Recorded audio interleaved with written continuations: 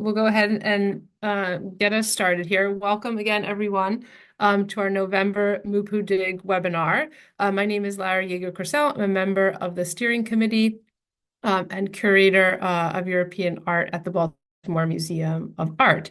I am really thrilled to welcome you here today to our presentation on the digital project Mapping Dutch Art in the United States.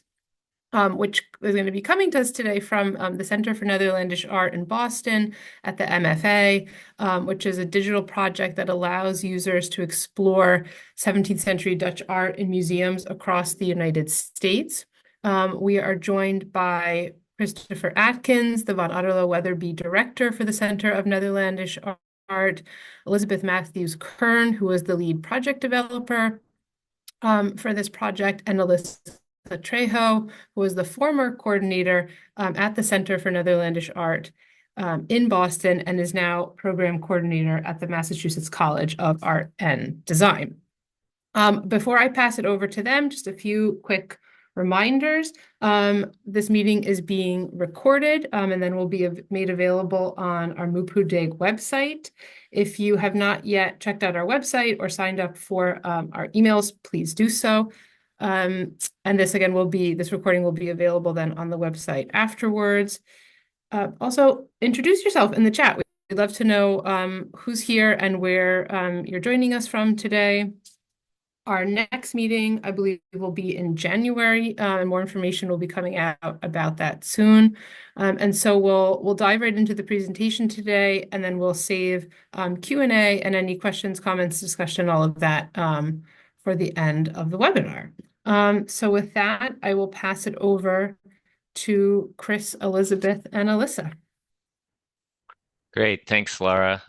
Thanks for the invitation. Thanks to the steering committee for hosting us to share this project we've been working on. Also fun to see some old colleagues on the screen and some friendly names. Yes. Hi, Katie. Hi, David. And some others. So happy to be here. Elizabeth, Elisa, do you want to introduce or shall I jump in? Yeah, I can quickly introduce. Hi, thank you for the introduction, Laura. My name is Elisa Traco. I use to pronounce she, her. I am the former coordinator at the Center for Netherlandish Art and now the coordinator in the Justice, Equity, and Transformation Office at Mass Art in Boston, Massachusetts. My name is Elizabeth Mathews-Kern.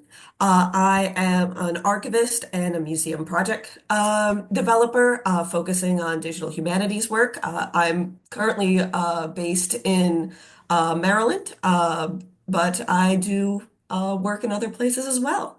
And thank you for having me here, and I'm really excited to talk about the project. Yeah, so as you'll see, and as we'll talk about, we'll walk through the project, but also talk about how, as requested, how this came to be. We've got 3 people here on the call, but also talking about how we worked internally and externally to bring this project to fruition. So with that, I'm going to share my screen.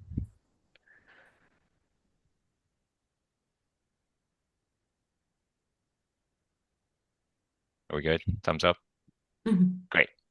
So yes, mapping Dutch art in the United States. I'll do a little bit of introduction before kicking it over to my colleagues on this project. But by ways of introduction, because this is part of how we came to be, the briefest of introductions for what is the Center for Netherlandish Art. So we launched officially in fall of 21, so we're a brand new enterprise. We are a research institute located physically within the Museum of Fine Arts, Boston, and part of the governance structure here. We came out in 2017. We had 2 transformational gifts of paintings, 114 paintings, the largest single donation of European paintings in the MFA's 150-year history, as well as the initial endowment funds to start the center. Here I got a couple of shots of our library and our physical space.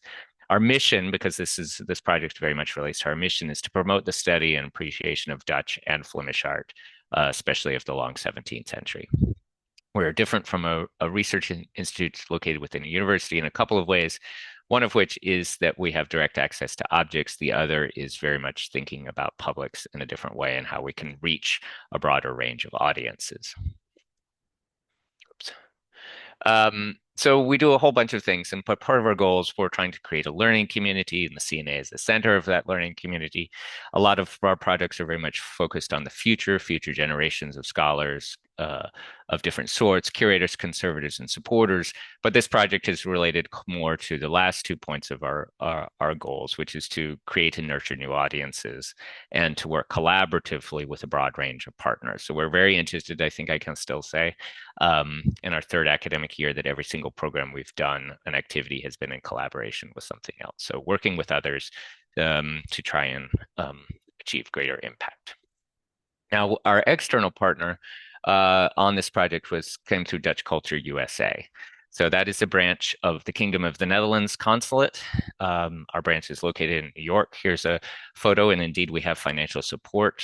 We have a longstanding relationship with the Kingdom of the Netherlands, including that in the back was the former Prime Minister Rutte, who was here in Boston, and we have a fund, a dedicated endowment fund to bring people from the Netherlands, especially students and emerging scholars, into our activities in Boston. So this is to say that we had an existing relationship with the Dutch government that then led to the future conversations that ultimately led to this project.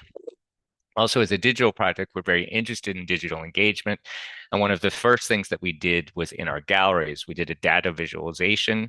We worked with 2 professors and some graduate students at Northwestern University, which, if you're familiar with the MFA, is located basically across the street.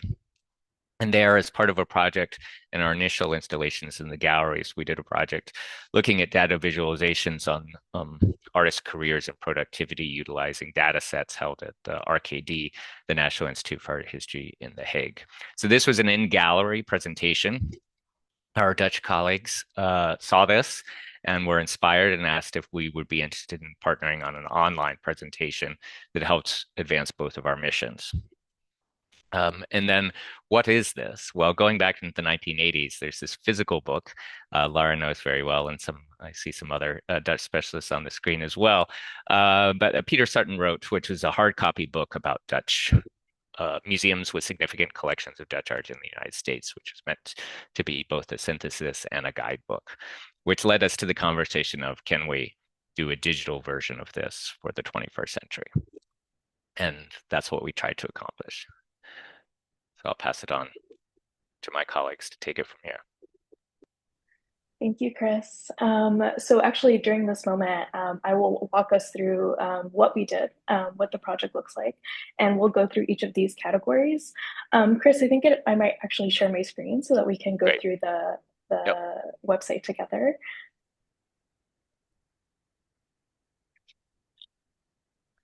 All right, are you all able to see the home screen?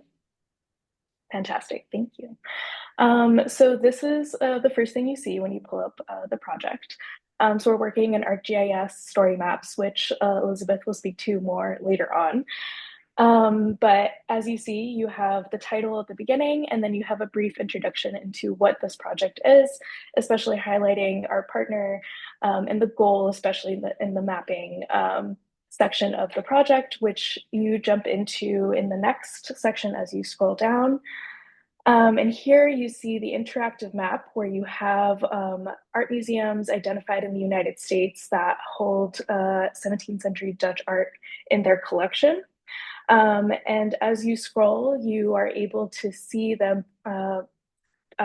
plotted out on the map, and you're able to interact with the map by clicking on each location and being able to see what the location is, where it is located, a collection description, and then you have a link to their Dutch art collection and also their general collections link. So not only able to see the general information of the museum, but also immediately dive into their Dutch art collection. And you're also able to get a sense of their collection by seeing a piece that we've chosen to highlight from their collection. And again, you'll hear about more of that process later on. But this is one of the first things you see when you pull up the project. As you continue scrolling, you'll see the section on Dutch art of the 17th century and age of artistic achievement. essentially gives context to Dutch 17th century art, specifically thinking about the main aspects of this period of art making. And this is where it helps to have an expert like Chris Atkins at our side to give this necessary context, especially if this is for a public where maybe they're not as familiar with 17th century Dutch art. So we talk about the naturalistic styles that are present in the artwork, the independent genres such as still lives, landscapes, etc. And as you keep going, you'll get self-conscious artistry, thinking about the artists and the skills they were showing in the artwork at the time. And then you'll see that the next section will focus on why and how that art continues to resonate with publics today. So thinking about specific categories that are transferable to public audiences in today, and thinking about how the art was responding to certain world activities at the time, thinking about globalization and the work of merchants, and thinking about environmental changes, where we also have this fantastic graphic which shows the actual evolution of the canals in Amsterdam. So showing how the Dutch were actually navigating these environmental changes with their surroundings and how that changed their landscape at the time. And then also understanding and grappling with the globally engaged society that the Netherlands was composed of, and thinking about the range of trade that they had around the world, which you'd also see within the artwork that they had, whether that was in ductware or within the still lives paintings that you would see, where you would have painted rugs from other places of the world, or different foods or tobacco and things like this. And also thinking about the change in population in the Netherlands, either through migration to the Netherlands, such as Protestants moving for religious freedom, or a rise in Jewish population in Amsterdam, or also what the effects were of the slave trade, and thinking about how that was depicted in Dutch art. And also seeing how the artwork is experienced today by contemporary artists, and how there are contemporary artists that look to the Dutch 17th century art and either copy or are inspired by the incredible artistry at the time. So all of this also next leads to thinking about the context of Dutch art in the United States. How did these collections get here? How were they evolved in terms of their growth? So as you go through this timeline, you're also seeing a geographical location of the specific collection that you go through. So you'll start in New York, you'll go to Philadelphia, and you'll get a background on each of these collections. And then you go to DC, and slowly, really just what we wanted to show in this is a demonstration of the east to west kind of navigation and growth of these collections, which also works historically. And then we end in Boston, thinking about the gift that was given to the Museum of Fine Arts, and how that has grown, and of course has also led to the Center for Netherlandish Art. We have this wonderful quote from the ambassador of the Kingdom of the Netherlands to the United States. She was thrilled to be involved in this project and to give this wonderful fact and comment on how the presence of Dutch art is not only bringing this art to the American public, but also others around the world, which is a great segue to the next section, which focuses on how works of art can function as cultural ambassadors, which I think, Chris, you heard this phrase said by one of our colleagues at the consulate. and thinking about how, you know, this art connects us with cultures that maybe aren't physically present with us, but can give us some sort of insight into them.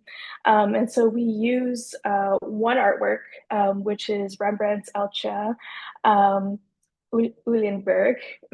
I'm still working on my Dutch, and using that as a way to kind of show people how this artwork not only, you know, stays in one place, but can actually travel, and through that travel actually work as this cultural ambassador, showing people in the States and abroad what is Dutch art, and give them the opportunity to learn more about this specific period of art making. So you'll follow Elcha's journey in different, from Amsterdam, where she originally was, and then to the MFA Boston. Then you'll follow Toronto, and these are following traveling exhibitions that Elcha has been a part of. And you'll go to each location, kind of physically showing you how this artwork is being moved and shared with different locations in the United States, which again gives you a better idea of how the MFA and the CNA work to share the art publicly, not only in Boston, but with a national and global public. And so as you can see here, we land in Delft and The Hague. And then we have this section where we invite the public, if they are interested, they're able to learn more. Of course, we have the Center for Netherlandish Arts resources, but we also have Dutch Culture USA's resources, and Code Art that has a bunch of resources for folks, where they, if they want to learn more, sign up for newsletters. They have all of this access right here on the website, including some videos that can be watched. We have the sources that were used to build the website, and then we have finally the credit section, where of course we give credit where credit is due to this wonderful team that helped make this project happen.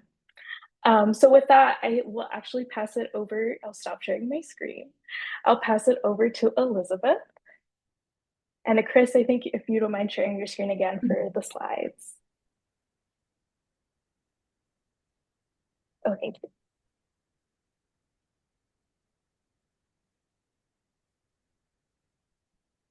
Yeah, thank you, Elisa. Yeah, thanks for that really great tour of the project. Again, my name's Elizabeth. I'm going to now talk about a lot of the back end work, the guts and glory, then the real things that made in terms of the project, technology, and human processes that really made this project a success.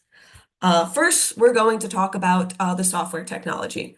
Our primary software that we use for this project was ArcGIS, which includes a bunch of different software all owned by Esri. However, the two ones that were most important to us, the first was ArcGIS Online, which is Esri's pretty basic premier flagship software that it produces interactive online maps. How we make those is one first, you can see the back end of what ArcGIS Online looks like seeing the back end of our main mapping element on the first photo on this slide. How we made those is that you gather all the information that you want to be plotted on a map, including, most importantly, latitude and longitude, so the software can actually plot your points, as well as anything else you'd like a viewer to see. That can be image links, that can be explanatory text, that can be hyperlinks, anything you want a viewer to see, you put that in a spreadsheet, we're going to go over later, and upload that as a layer to ArcGIS Online. ArcGIS Online then plots your points, makes all of those beautiful mapped institutions, all 66 of them that we mapped for this project. And then you get to decide the customization for your map. In a back end that looks like this, you get to decide how a pop-up, which is what we call essentially what the label is when a particular viewer clicks on an institution and information comes up, that's our pop-up. And you get to customize what images are on there, what order the different information is, and exactly how the dots are going to look, what colors, what size, all of that good stuff.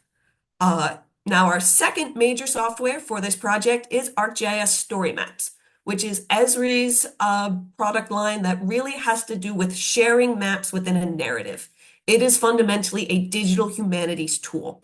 It allows you to create essentially a digital exhibition based around various maps. You can see the second photo on this slide. That is the back end of one of our slideshows.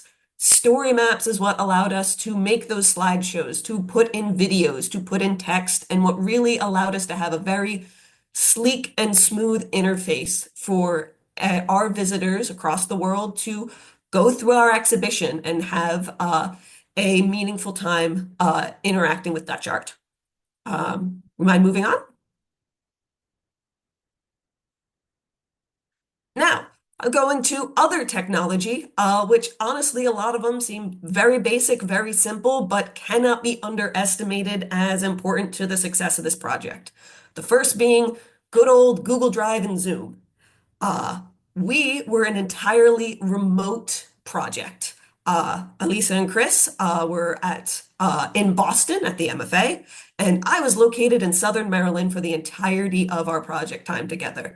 And that made things like Google Drive, which allowed us to have instant communication with each other so that everyone could see anyone's work at any time. That extremely important. As well as Zoom, just to be able to have our weekly meetings to discuss and to really work together as a team. The second basic technology that was really important was Google Sheets.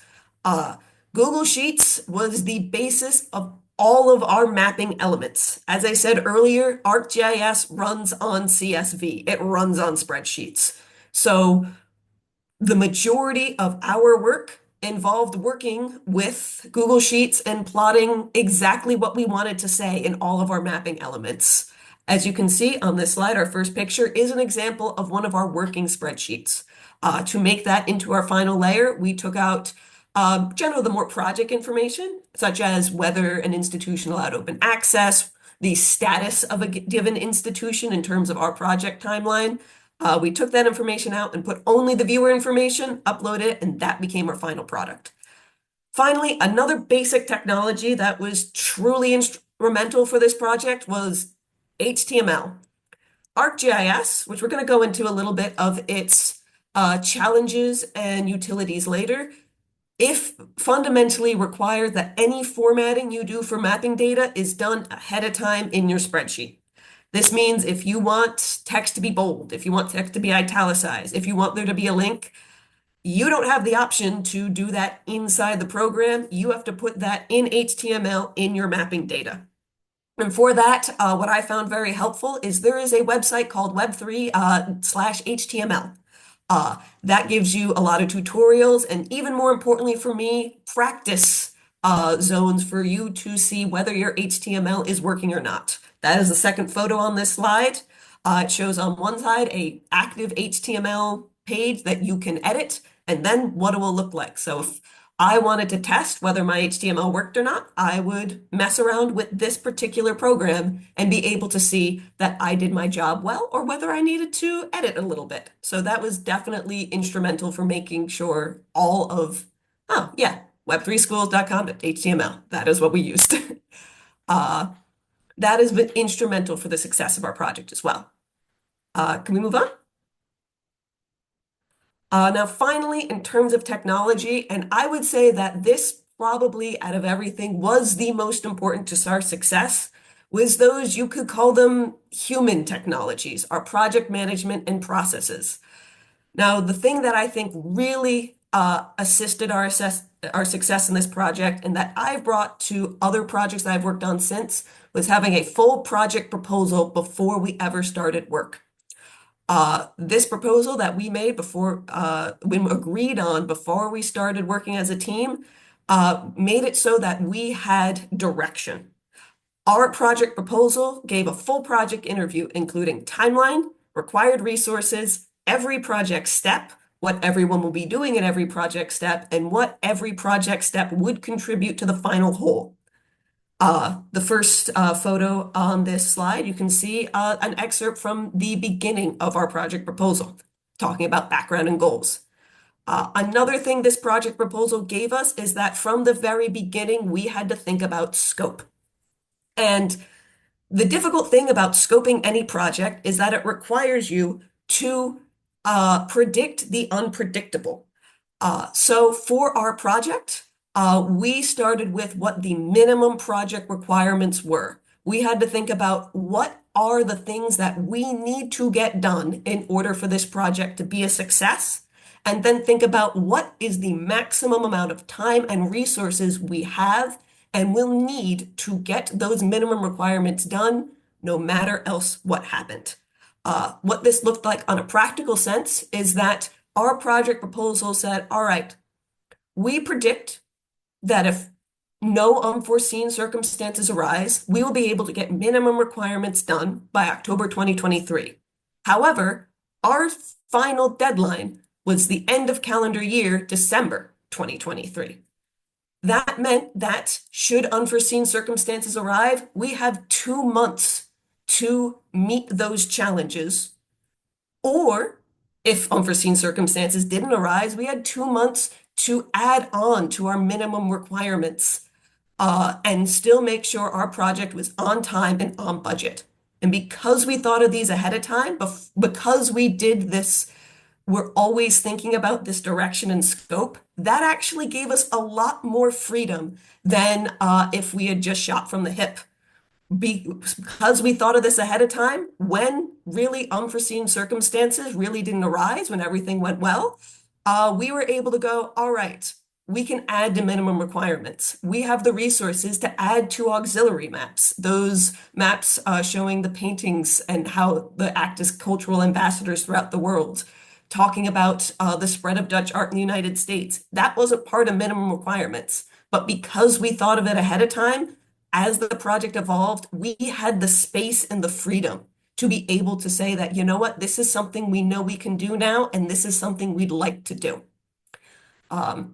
Another thing that relates to this is our always accessible project timeline and task management Gantt chart. The second thing I did on this project after creating the project proposal is to take that full project overview and turn it into a Gantt chart based on every single step and sub-step of the project, so that at any given time, all of us could go on Google Drive and see what every step of the project was, who was bottom lining it, what dependencies required on each step, and how that particular step was going. That meant it so at any time, we all knew what was going on and we could all work together to make the project go forward. Which brings me to our last point, which is project team communication. I can definitively say that working with Elisa and Chris on this project was a great honor and pleasure. And it really was because we just were able to work so well together and communicate so well. We had our weekly meetings where we always checked in with each other, brought each other's different problems and solutions and challenges, as well as we had emails where we all agreed that within 24 hours we would respond. That way, we always knew that our project partners were just as involved in this project as we were, and we could all work together to make this succeed. And can we move on? Now, talking about the project succeeding, I'm going to talk a little bit about challenges and successes, starting with one based on more practical technology and more curatorial and philosophical considerations. On a technology and practical level, a challenge we met was looking at the limits and abilities of ArcGIS. Now, ArcGIS is an extremely powerful, diverse, and varied software with many capabilities. It is also fundamentally like building with Legos. When you have a set of Legos, you can make almost anything with it. You can make a heart, you can make a car, you can make a plant. However, one thing you really can't do is break one of the Legos in half and turn it into something that isn't a Lego. ArcGIS is like that. You have almost infinite different building blocks to make your program, to make your project. but you don't get too much customization within those blocks because it's their software and they don't want all of their users being able to edit it for reasonable reasons. So to account for the different limits and abilities of each ArcGIS Lego block, for this project, we did a lot of experimentation with multiple prototypes. For example, for our main mapping element, those 66 mapped institutions, it was not always guaranteed that we would go with a standard ArcGIS Online map. We had one meeting where we looked at 3 different prototypes, one of the standard map and one of each 2 different types of map tours offered by ArcGIS Story Maps that I made a prototype for mapping 2 to 3 institutions each in every design type.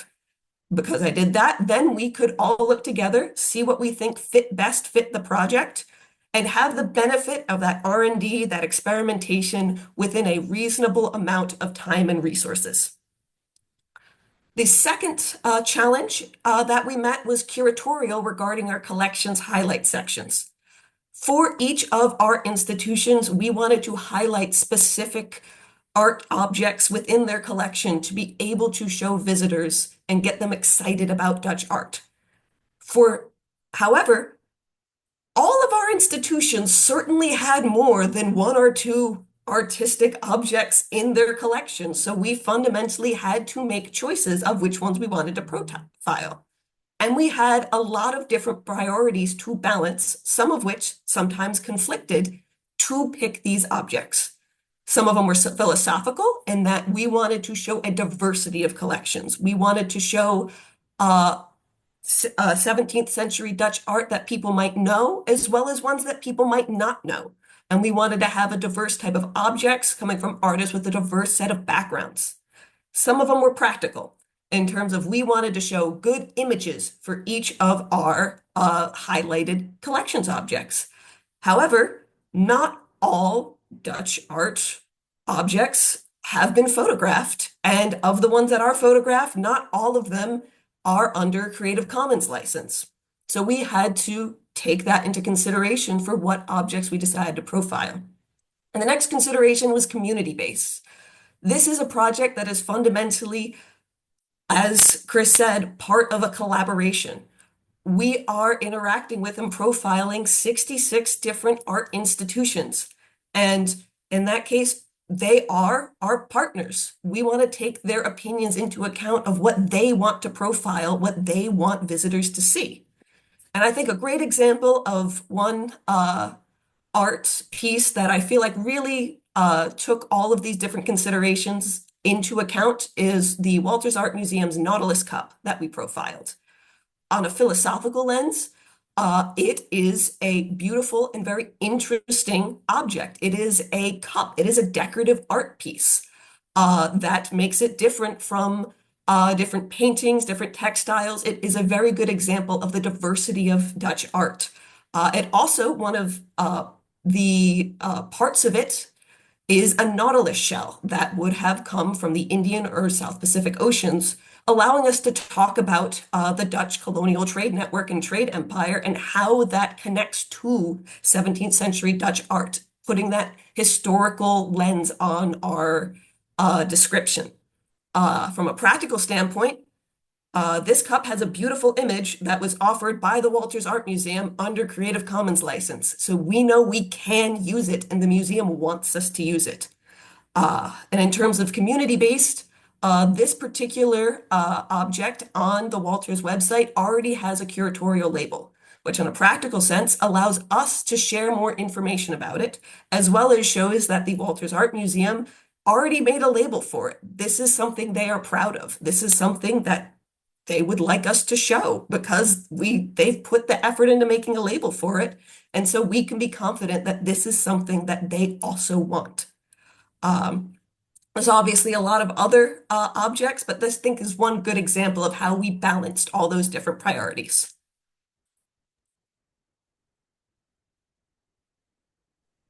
Thank you, Liz. Chris, do you mind going to the next slide? Thank you. Also, I'll just say it was such an honor and pleasure working with you, Elizabeth. You're so sweet.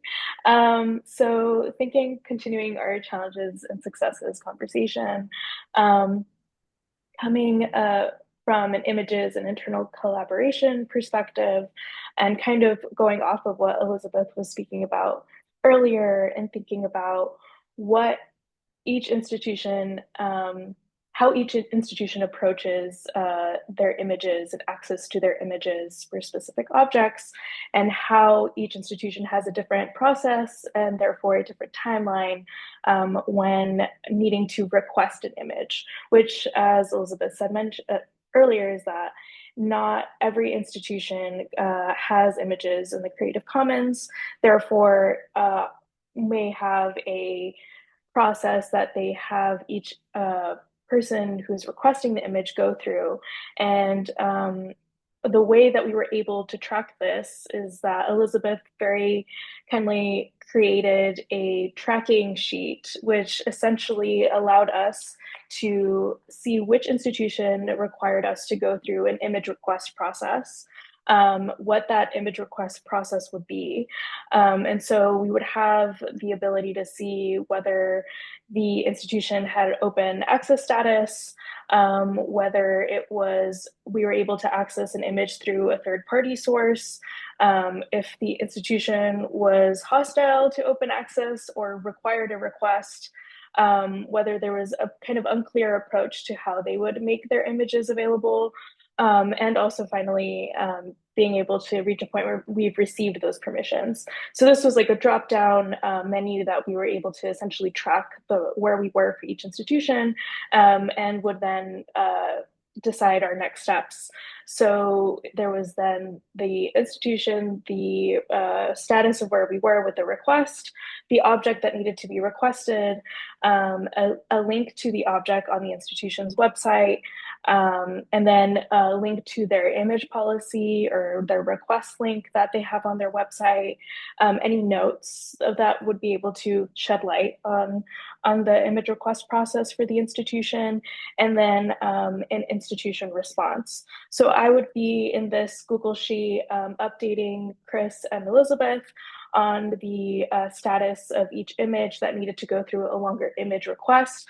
What I have here is the example from the Portland Art Museum, just highlighting where maybe there's one institution with a different process. Many institutions have an online, almost like Google form set up for submitting an image request. Portland Art Museum provided a PDF that you couldn't fill out online, so you had to print it out and fill out by hand. I had not written things by hand in a really long time for the public, so I was like, wow, my handwriting has gotten terrible. But it showed how this is just so different across all institutions. And then, of course, like scanning this and then getting this back to the right person, and then they have to have their people, of course, approve. And then that's when we get the images. So I believe we had about 9 institutions that we had to reach out to for image requests. In the end, we heard back from 6, and then from 3, we actually did not hear back. And so that's when we also had to make a decision as a team. What are the best next steps for us? Choosing a different object, or maybe going without a highlighted object for that specific institution. And that's something that we would talk about as a team. So that was a bit of a challenge that we would come across when dealing with these image requests. And then thinking about internal collaboration. So we realized that we wanted to have an editor come in and look at the language that we're putting on this website, just to make sure that there's a cohesive language, a cohesive tone, voice on the webpage. So we kindly asked our interpretive planner at the Museum of Fine Arts, Jordan Cromwell, to come on as an editor. And he was able to review all the text on the website and provide edits for us. And so that's how we incorporated some of the internal MFA folks to support this project. And then once we had his input, we had the text, we were ready to launch. There was the next steps of adding this project to the CNA website. And of course, that meant involving our web team, MFA's internal web team, and a few of our communications folks. And that was a fairly easy process on our end, specifically because we made sure that there was a logo on the website that for the CNA, which is a underlying role for communications on our end. So whenever they link out from an MFA page, they know that it's still connected to an MFA institution such as the CNA, and then also communications via newsletter and social media. So this, of course, also required aligning with our internal communications team, providing them language and dates for posting things on social media, such as LinkedIn. But we also worked with our partners in aligning with our communications. And so the consulate would post on LinkedIn the same time we did, and they also went further and posted things on their Instagram page. So this is something that we planned together, but of course needed to go back and forth between our internal team and also our partners. So yes, that's, I think, everything from my end. I'll pass it over to Chris. Yeah, thanks, Liz and Lisa. So a few more angles on our collaboration. So how we worked with Dutch Culture. Dutch Culture provided the funding for this project, which is we were very thankful for. And of course, we reviewed the project and various key milestones with them. One of the distinctive aspects of that was working with their funding timeline. And as Elizabeth said, being on time was a key priority, and matching that with the budget delivery, which in my experience was much more rigorous than meeting on museum budget timelines, I found. But we succeeded and we delivered on that. One of the things is we've selected as many institutions as we had. We were not comprehensive. We were selective in which institutions, because of course, if you had a single object, as many smaller museums might, we did not include every single institution that has an early modern Dutch object. So we were selective there.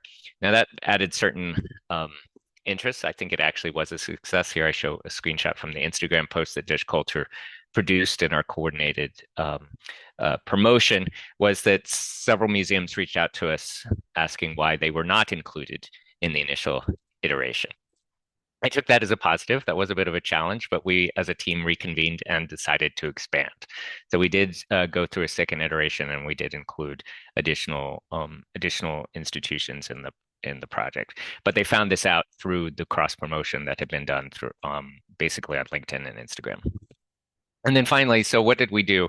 Our goals were to expand access and knowledge of Netherlandish arts in the United States. I think we did that, provide audiences with a self-guided tool. Indeed, we did that.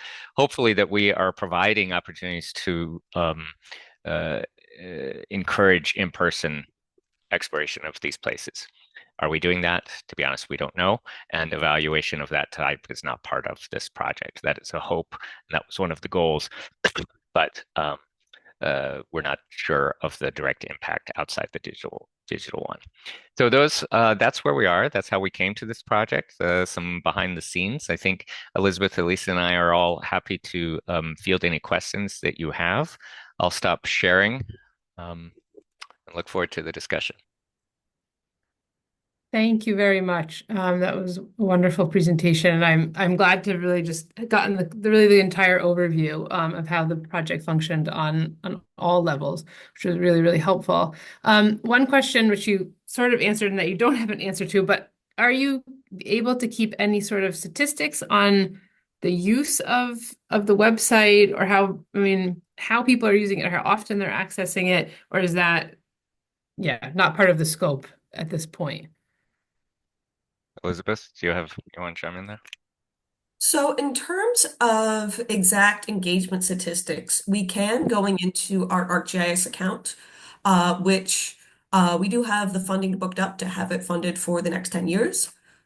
We can see how many people have visited a given map or a given story. I can't give you the numbers off the top of my head, just haven't looked in the back end for a bit, but we can see that.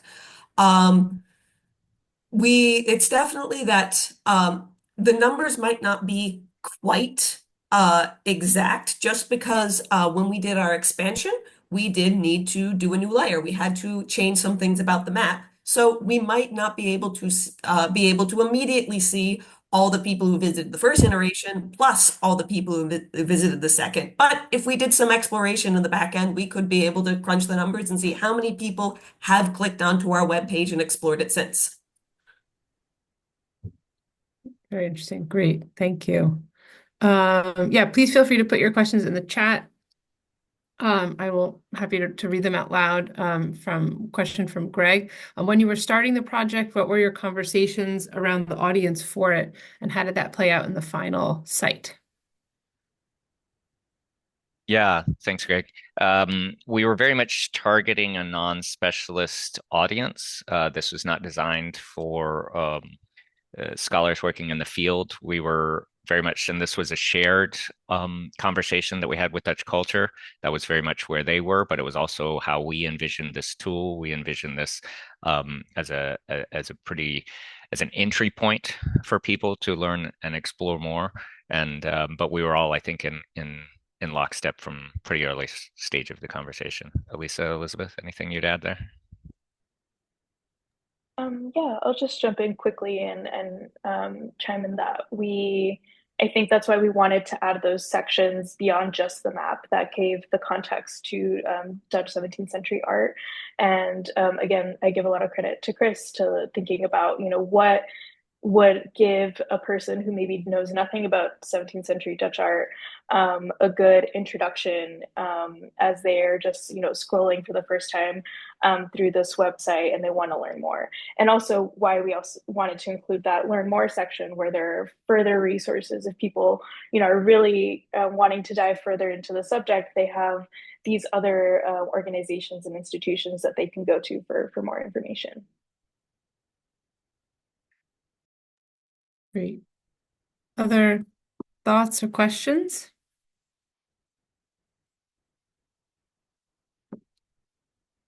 Katie, we have a measurement question. Have you seen any increased traffic to your object web pages since the launch? Which is a great question.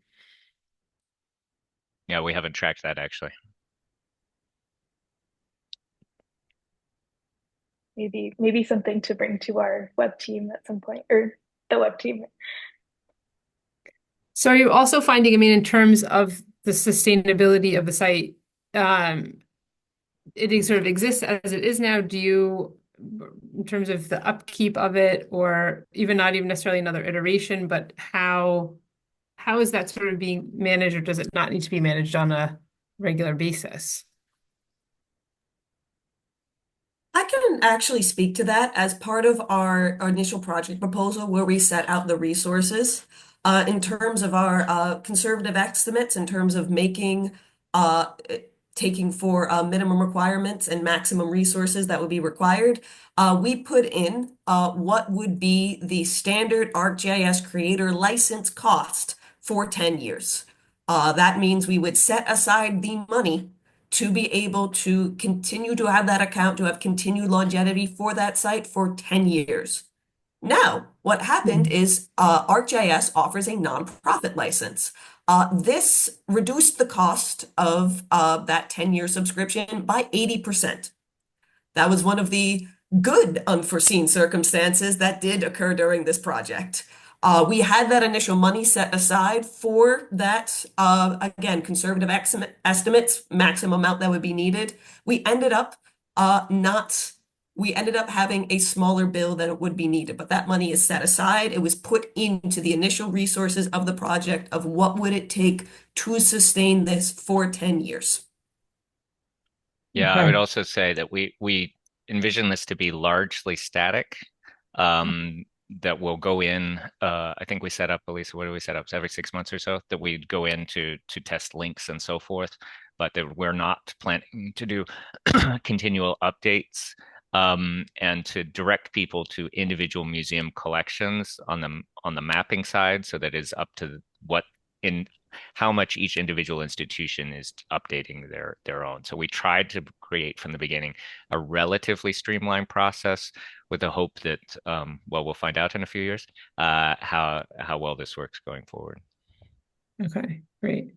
Yeah, A and I'll just, question. oh, sorry. No, go ahead. Go ahead. I just wanted to really just give Elizabeth some more shout out because even just thinking about the long-term scope of this project, was Elizabeth was able to create process manuals for us. So even in the event that maybe a link doesn't work once we're checking after 6 months, or maybe some of the data isn't working, we have the resources, again, thanks to Elizabeth, to follow instructions she's written out to go in and fix that data and update links and etc.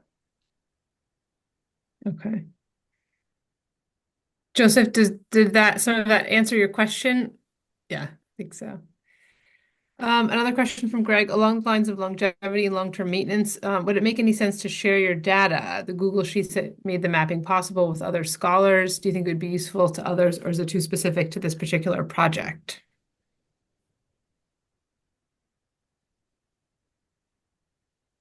I don't know, Liz, thoughts? I have to say, I don't see any downside of sharing the kind of brass tacks, the behind for this particular project. But I have to say that most of the information that did become the data for this project is available from the front end. That the only thing the back end really shows is how we got there. It is a public facing process. Showing the kind of back end behind the scenes project documents can definitely help people learn how to make a similar project in terms of what fields are important in your spreadsheets, how to put in latitude and longitude, how to do the HTML. But in terms of the actual data, most of that is public, and you can really just find it on the public-facing project. So, while I don't think it would be unuseful, I do also think that what is just there publicly also is, from a scholarly standpoint, extremely useful as well. Thank you. Any other questions from folks? I had one other question myself. Was there another site or a model that inspired or partly inspired your approach to this project?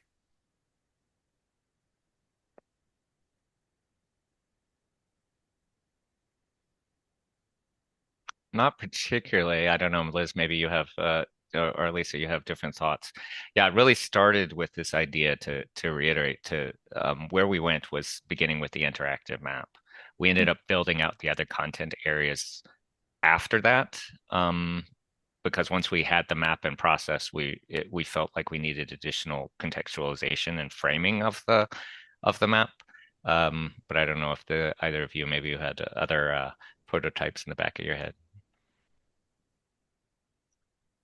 I mean, I think I unfortunately can't remember the titles of them at the top of my head, but I know we did look at other ArcGIS story maps as examples, especially when thinking about some of those sections where you're getting information, but you're also jumping within a map, and that gave us, I think, looking at other ArcGIS story maps gave us the ability to think beyond maybe just having an image and text, and what we could do in terms of geographic locations and showing information that way.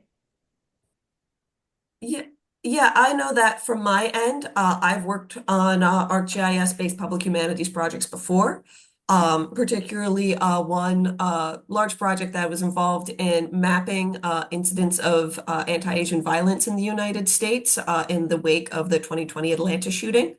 I also, we looked at several different examples of successful museum public humanities story maps, including objects of wonder, Anacostia museums, right to the city, and one other one that escapes my mind, the exact name at the moment. I do know that one of my current contracts is now with the Anacostia Community Museum doing another ArcGIS mapping project. So I have to say it is kind of cool to meet your heroes.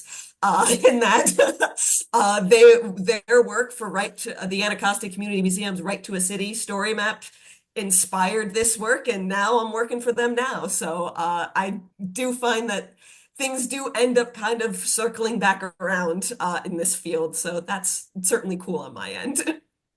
That's really nice. Really, really nice. Well, that might be also a perfect kind of point to end on. Well, thank you, all three of you again for a terrific presentation and sharing, sharing the story of how this project came to be. I think we all learned a lot from it. Thanks for joining us, and we will see you next time.